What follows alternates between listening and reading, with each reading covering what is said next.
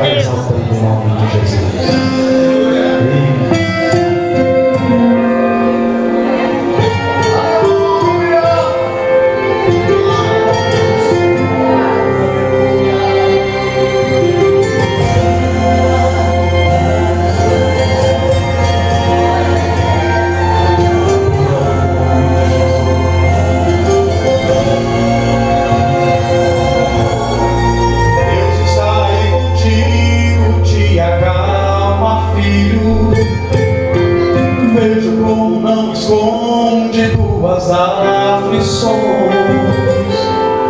Tens orado, mais perguntas o que acontece, porque Deus não responde às suas petições.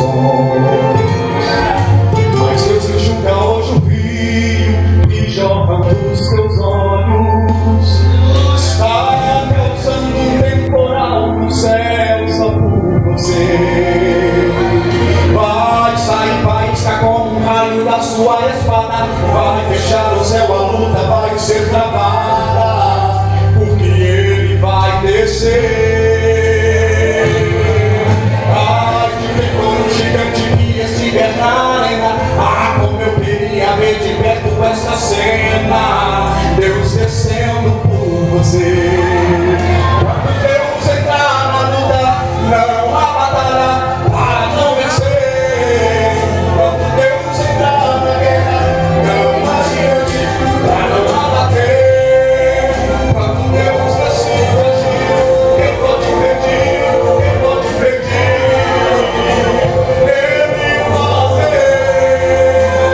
Ele fazer. Quando Deus entrar na guerra, faz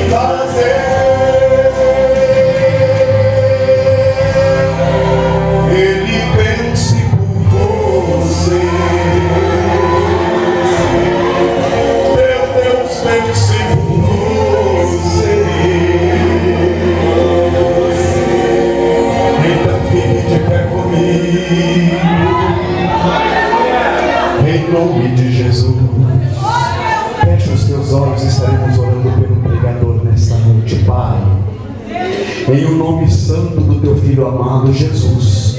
Nesta noite temos te adorado, glorificado e sentido a tua presença, Pai. E agora, neste momento que estaremos ouvindo a tua voz, a tua palavra, nós te suplicamos, usa o teu servo poderosamente, uma vez mais. Fala conosco aquilo que tu bem sabes, ó Deus, que precisamos ouvir de ti, em o nome santo do teu Filho amado, Jesus.